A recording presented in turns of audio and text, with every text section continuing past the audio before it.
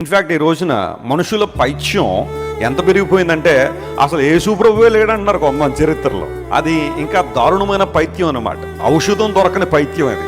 ఇంకా అలా వదిలేస్తే రేపొద్దు నేను కూడా లేనంటాడేమో వాడు. అంటే వాళ్ళని కూడా వారు నమ్ముకోలేని పరిస్థితులకు వచ్చేస్తారేమో అనిపిస్తుంది. యేసు ప్రభు చరిత్రలోంచి పక్కన పెడితే అసలు చరిత్రకి ఏమైనా అర్థం ఉందా? అసలు హ్యూమన్ హిస్టరీ అంతా ఆయన మీద కదా ఆధారపడి ఉంది. క్రీస్తు పూర్వము క్రీస్తు శకము అని చరిత్ర విభజించబడడం ద్వారా యేసుక్రీస్తు ప్రభుకి ఔన్నత్యాన్ని మనం చాలా జాగ్రత్తగా గమనిస్తున్నామే.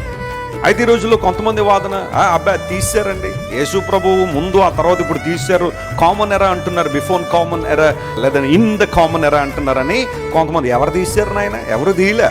నీలంటాడు ఎవరైనా తీసుంటాడేమో కానీ ఎవరు తీయలే. ఏదో కొంతమంది దేవుని నమ్మని వారు ఎవరైనా ఆ మాటలు చెప్తూ ఉంటారేమో. కానీ ప్రపంచంలో ఇప్పటికీ చాలామంది బీసీ అండ్ ఏడి పుస్తకాలన్నీ వాటితోనే నింపబడ్డాయి. అవన్నీ తిరగరాసేయడం అంత సాధ్యమయ్యే విషయం అయితే కాదు. ఇన్ఫ్యాక్ట్ బైబిల్లో ప్రస్తావించిన ప్రతి ఒక్కరు కూడా చరిత్రలో కనబడతారు.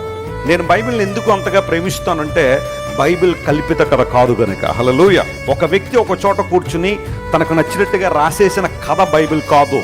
అలాంటి కథలు ఈ రోజున చరిత్రలో చాలా ఉన్నాయి. ఆ కథల్లోని వ్యక్తులు దేవుళ్ళుగా పరిగణించబడుతున్న వారు చాలామంది భూమి మీద ఉన్నారు. కానీ యేసుక్రీస్తు ప్రభువుకు సంబంధించిన వాక్యమైన బైబిల్లో ఏ విధమైన కల్పిత కథలు లేవు.